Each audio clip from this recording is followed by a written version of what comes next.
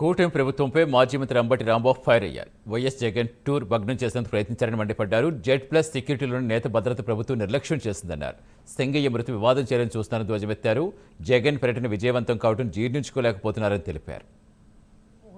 ఈ టూర్ను భగ్నం చేయాలని అనేక రకమైనటువంటి ఆంక్షలు విధించారు.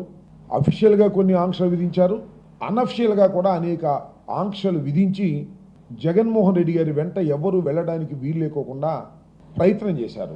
ఈ ప్రయత్నంలో జెడ్+ సెక్యూరిటీలో ఉన్నటువంటి జగన్మోహన్ రెడ్డి గారి మీద వారికి సంబంధించి ఏ విధమైన సెక్యూరిటీ కూడా లేకోకుండా గాలికి వదిలేశారు. మీరు చూసే ఉంటారు, రో పార్టీ అసలు లేదు.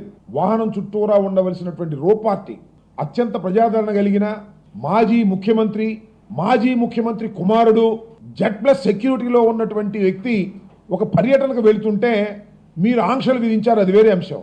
కనీసం జగన్మోహన్ రెడ్డి గారు చుట్టూ ఉండవలసినటువంటి రో పార్టీ కానీ జగన్మోహన్ రెడ్డి గారికి ఇచ్చినటువంటి ఆయన అమ్మట ఉన్న సెక్యూరిటీ తప్ప ఒక్క కానిస్టేబుల్ కూడా ఆ చుట్టుపక్కల సెక్యూరిటీ లేకపోవడం అనేది it is the lapse of the government. Party నాయకులు కార్యకర్తలు సిద్ధంగా లేరని కూడా ఈ సందర్భంగా నేను చెప్పదలుచుకున్నాను.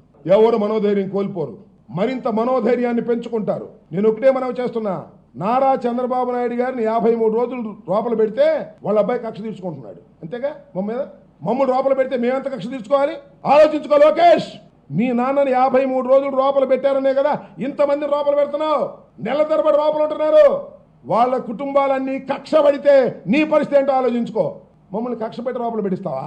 మనోధైర్యాన్ని ఈషన్ మాత్రం కూడా కోల్పోయే పని లేదు.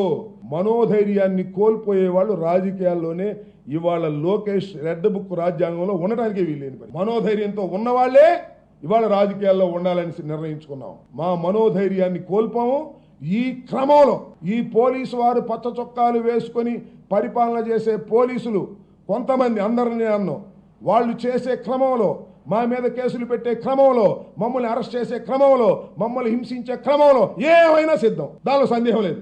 నెల రోజులు పెట్టుకుంటారా, సంవత్సరం పెట్టుకుంటారా, జగన్మోహన్ రెడ్డి గారి లాగా 15 ఏళ్ళు పెట్టుకుంటారా, జైల్లో పెట్టుకోండి, చూస్తాం సంగతి ఏంటో.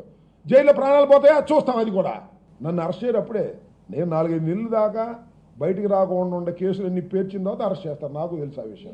ఎవరు వాయిస్ కేసులు పెట్టిన కొందికి పెరిగిద్ది, వాయిస్ కేసులు పెట్టిన కొందికి నా వాయిస్ పెరిగిద్ది.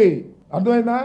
నా బాధ, నా ఆవేదన పోలీసు వ్యవస్థ మీద కాదు, పోలీసుల మీద కాదు, పోలీసుల్ని ప్రయోగిస్తున్న ప్రభుత్వ విధానం మీద.